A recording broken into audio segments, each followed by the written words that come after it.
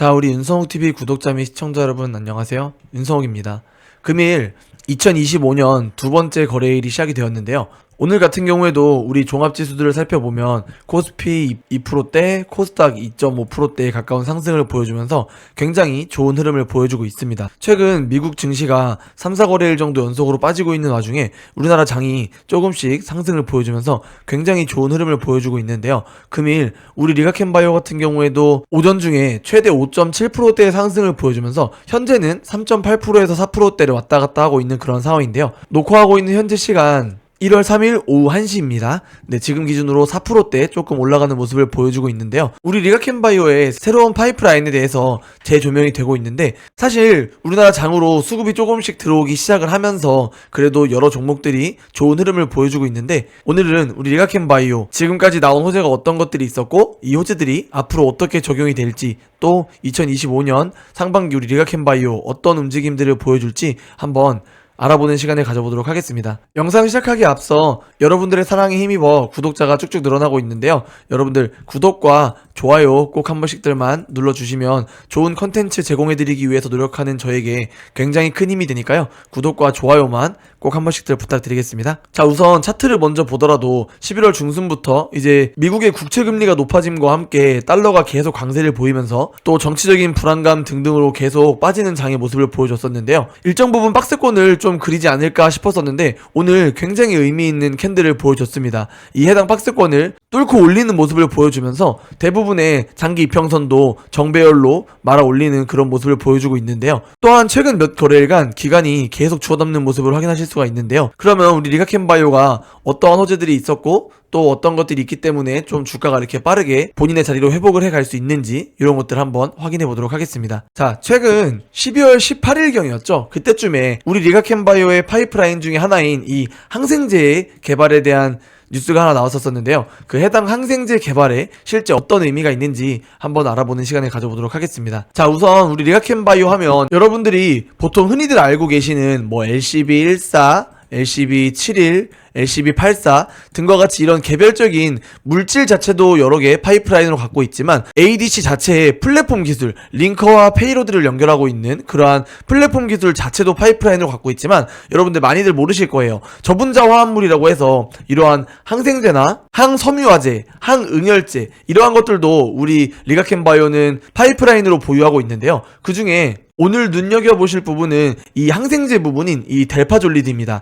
이 델파졸리드 같은 경우에는 지금 미국에서 임상 2-A상을 진행 중이고 중국에는 이 하이허 바이오파마의 중국 판권 라이센스 아웃이 돼서 임상 1상을 진행 중인 그러한 항생제인데요. 자세히 한번 살펴보시면 이 오늘의 주인공인 이 리가캔바이오의 항생제 이 델파졸리드에 대해서 한번 알아보시면 다양한 결핵군이나 또는 이 메타실린의 내성이 있는 황색 포도당구균 균열증 환자라든지 혹은 이러한 NTM이라고 하는 비결핵 항상균 이런 데에 효능이 있는 그런 항생제인데요. 여기서 가장 중요한 게 임상 2상을 진행 중인 상황인데 이미 이 델파졸리드는 희귀의약품으로 지정이 된 상태고 또한 이 QIDP라고 하는 감염성 질환 제품 인증을 받은 상태입니다. 또 그리고 2018년 2월에 이제 신속심사 대상 의약품으로도 지정이 됐는데요. 이게 굉장히 의미가 있는 겁니다. 보통 신속심사의 대상이 되기 위해서는 생명을 위협하는 질환이나 또는 중대한 질환의 치료를 목적으로 하되 기존에 그 치료법이 없거나 기존 치료법보다 유효성 등에서 굉장히 의미 있는 개선을 보인 경우에 지정이 되는데요. 또한 생물 테러 감염병 또는 감염병 등의 대유행 등 공중보건에 심각한 위해를 끼칠 우려가 있는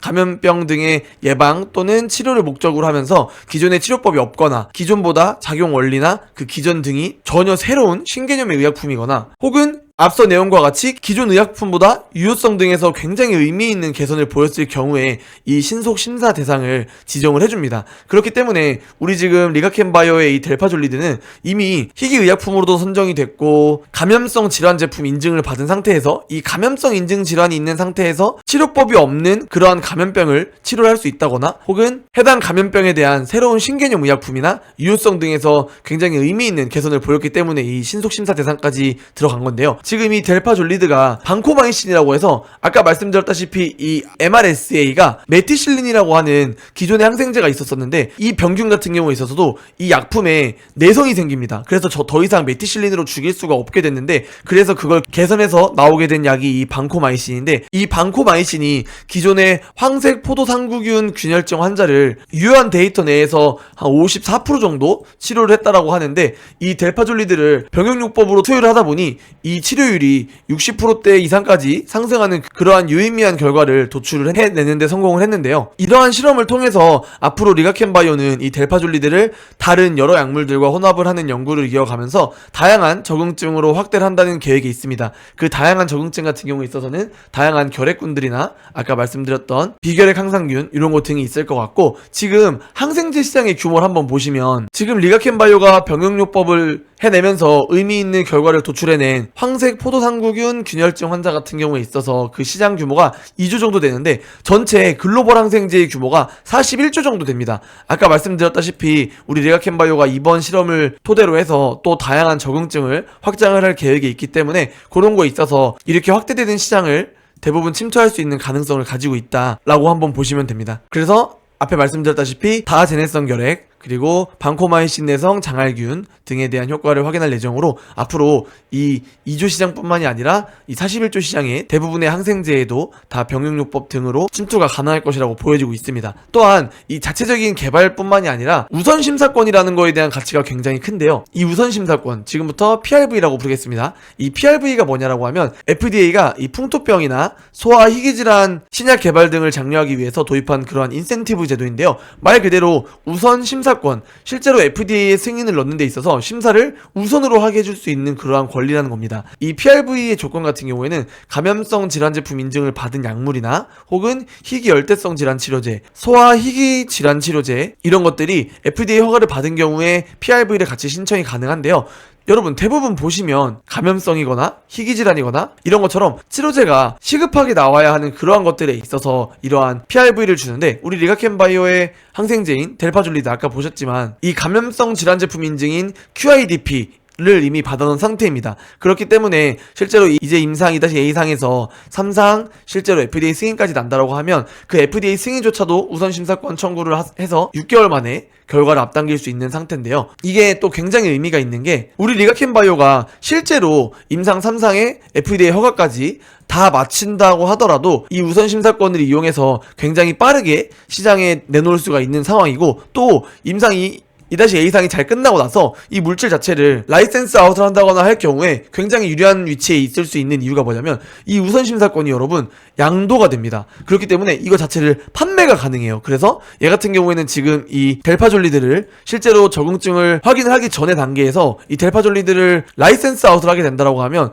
이 우선심사권도 같이 라이센스 아웃이 나가는 거예요. 그렇기 때문에 굉장히 경쟁력이 있는 라이센스 아웃 물질이라고 얘기를 할 수가 있는 거죠. 생각해보세요. 글로벌 빅파마 입장에서 지금 이미 임상 데이터 좋아, 우리가 가져가서 3상의 FDA 승인까지 할 가능성이 충분히 보여. 근데 얘는 FDA 승인 내면 우선 심사권까지 따라오네, 시장에 훨씬 빠르게 들어갈 수 있네, 그러한 메리트가 있는 상태이기 때문에 지금 이 우리 리가켄바이오의 항생제가 이 PRV 우선 심사권 자체만 해도 지금 과거에는 3억 5천만 달러까지 거래가 됐었습니다. 근데 이거에 대한 공급이 조금은 증가를 하면서 가격이 많이 떨어졌는데, 하지만 여전히 큰 가치를 가지고 있고, 최근에 또 거래가 활발해지면서 다시 가격이 오르고 있고, 환율 영향으로 더 높은 가치를 가진 걸로 분석이 되고 있습니다. 그래서 최근에 올해 11월에 거래가 됐었던 내용을 기준으로 보면 지금 판매 금액이 약 2,200억 원 정도 하고 있습니다. 그렇기 때문에 지금 이 델파졸리드 자체를 라이센스 아웃을 하면서 거기에 이 우선 심사권의 프리미엄을 붙여서 2,200억을 더 받을 수 있는 그러한 상황의 약물인 거고요. 그래서 리가켄바이오는 오히려 지금 행복한 고민을 할 수 있는 거죠. 우리가 델파졸리드를 끝까지 개발을 하는 것 외에도 기술 수출을 하는 것까지도 고려를 할 수 있으니까 지금 행복한 고민을 하고 있고, 이러한 내용들이 계속 뉴스화되면서 우리 리가켄바이오가 빠르게 본인의 주가 제자리를 찾아가고 있는 상황인데요. 뭐 여러분들 다 아시는 앞서 나왔던 호재들과 이런 것들을 다 합쳐서 봤을 때 앞으로 2025년 상반기에 우리 리가켄바이오의 주가가 어떻게 움직일 것인가 한번 확인을 해보면, 이제 당장 바로 앞에 남아있는 일들을 보면 JP모건 헬스케어 가장 큰 행사 있죠. 이게 여러분들 많이 헷갈려 하시는데, 이 JP모건 헬스케어를 참가를 해서 주가가 오르는 게 아닙니다. 이 JP모건 헬스케어에 리가켄바이오가 참가를 하기 때문에 주가가 오르는 게 아니에요. 이 JP모건 헬스케어는 다양한 기업들과 투자자들이 모여서 데이터를 공유하고 기술들을 공유하면서 자기들끼리 M&A라든지 뭐 라이센스 아웃 등을 해낼 수 있는 그러한 연애라고 생각하시면 돼요. 그래서 다양한 기업들끼리 모여서 실제로 커피 한잔 하면서 우리 기술 이런 거 필요한데 너네 기술 지금 실제로 이게 어느 정도까지 구현이 가능할까? 뭐 혹은 정말 주변에 있는 호텔을 잡아서 보안을 지키기 위해서 호텔 내에서 자기들끼리 은밀하게 그런 미팅을 갖는 경우들도 있고, 그래서 진짜 실제로 JP모건 헬스케어 진행되면 이 주변에 있는 호텔들 가격이 다 엄청 올라갑니다. 그래서 진짜 실제로 여러분들이 그렇게 생각해 주시면 되는데, 이거 통해서 말씀드리고 싶었던 점이 JP모건 헬스케어를 참가해서 주가가 오르는 게 아니라 원래 주가가 올라야 할 개별적인 이슈들이 있는 기업들이 JP모건 헬스케어에 참가를 하면서 그 주가 상승의 가속도를 받는 거지, 아무 이슈도 없는 기업들이 JP모건 헬스케어에 참가한다고 해서 갑자기 이유 없는 주가가 올라가는 게 아니에요. 참가하는 것 자체가 호재가 아니라 개별적인 호재가 있는 기업들이 참가를 했을 때 그 주가 상승에 가속화를 붙여줄 수 있는 게 이 JP모건 헬스케어입니다. 물론 이 JP모건 헬스케어와 이 MSCI 편입 사이에 트럼프 2기 행정부의 시작이 있죠. 트럼프 2기 행정부가 펼치는 정책들이 우리 제약바이오 섹터에 악영향을 끼칠지 아니면 호재로 작용할지는 아직까지는 알 수 없습니다. 근데 트럼프도 지금 저렇게 달러 강세가 유지되는 것들을 원하지 않습니다. 결국은 달러를 낮추려고 하는 노력을 할 테고, 그러다 보면 금리도 또 자연스럽게 낮아지지 않을까라는 예상을 해보면서, 또한 트럼프는 직접적인 제약바이오 정책으로는 약가 인하 정책을 하고 있기 때문에 다양한 제네릭 의약품이나 바이오시밀러가 시장에 들어올 수 있는 문을 열어주면서 경쟁에 의해서 자연스럽게 약가가 인하하는 그런 정책을 펼치고 있다 보니까 우리 제약바이오 입장에서는 사실 호재로 작용할 가능성이 높습니다. 그렇기 때문에 뭐 트럼프는 한번 지켜봐야겠지만, 사실 개별적인 이슈가 이미 넘쳐나고 있는 이러한 리가켄바이오 같은 상황에서는 사실 저런 정치적인 리스크가 우리 제약바이오에는 크게 영향을 끼칠 리스크가 없다라고 보셔도 될 것 같습니다. 그리고 또 이제 가장 중요한 이 MSCI 편입이 있는데요. MSCI 편입 같은 경우에 있어서는 11월에 한번 무산됐었죠. 근데 이 MSCI 편입이 되기 위해서는 우리 리가켄바이오가 조건에 일단 만족하기 위해서는 시총이 5조 이상이 돼야 되는데, 지금 기준으로 봤을 때 가격이 한 13만 7천 원 정도까지는 올라와야 돼요. 근데 현재 시간 기준으로 주가를 한번 보시면 제가 지금 촬영을 하는 동안 또 한 2%대 더 상승을 보여주면서 6.8%대 상승으로 쭉쭉 뚫어내는 모습을 보여주고 있네요. 실제로 61선까지 이제 위로 뚫어냈으면서 아까 제가 말씀드렸던 이 박스권을 완전하게 벗어내는 모습을 보여줬습니다. 금일 장 마무리할 때 이 상승분을 뱉어내지 않고 오히려 더 상승했으면 좋겠는데요. 이 주가가 13만 7천 원까지 올라간다라고 하면 MSCI 편입으로도 또 한 번 더 그러한 기대감을 불러줄 수 있기 때문에요. 이 MSCI 편입이 된다라고 하면 그냥 하나의 좀 평가 지표라고 생각하시면 되세요. 이 기업은 안정적으로 투자할 수 있는 그러한 기업이다라는 그러한 평가 기준이 되면서 MSCI에 편입이 된다라고 하면 외국에 있는 큰 자금들이 들어올 수 있는 가능성이 열린다고 보시면 됩니다. 펀드나 ETF 상품들이 실제로 그러한 자금들이 우리 리가켄바이오로 이 MSCI 편입 종목들에 들어오고 있기 때문에 리가켄바이오도 이제 MSCI 편입이 된다면 이런 자금들이 들어오면서 수급에 긍정적인 영향을 보여줄 수 있기 때문에 앞으로 JP모건 헬스케어가 끝나면서 또 다양한 기업들에게 러브콜이 오는 그런 라이센스 아웃이 한두 개씩 나와주면서 그 기대감으로 인해서 주가가 13만원, 14만원 이상 가격을 보여준다라고 하면 MSCI 편입까지 해서 진짜 18만원, 20만원대까지 상반기 내에 올려줄 수 있는 그러한 모습을 보여줄 거라고 기대가 됩니다, 여러분.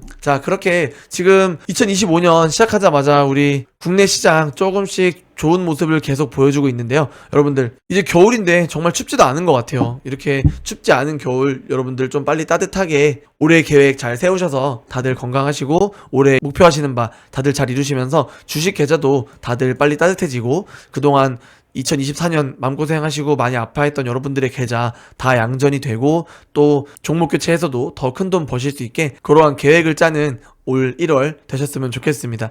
저 윤성욱도 여러분들의 투자에 도움이 될 수 있도록 이렇게 앞으로 계속 좋은 정보들 컨텐츠로 만들어서 여러분들이 이해하기 쉽게 여러분들 투자에 도움이 되게 이러한 정보들 제공해 드리려고 계속 노력할 테니까요. 오늘 내용 도움이 됐다라고 하면 구독과 좋아요만 좀 꼭 한 번씩들 부탁드리겠습니다. 감사합니다, 여러분. 장 마무리될 때까지 계속 봐야겠지만 오늘 이러한 수급이랑 장 상황을 봤을 때는 조금 더 뱉어낸다 하더라도 이 박스권은 벗어나지 않으면서 끝날 것 같은데요. 해당 부분 앞으로 남은 2시간 정도 어떻게 되는지 잘 보시면서 오늘 하루도 모두 화이팅 하시길 바라겠습니다. 감사합니다. 윤성욱이었습니다.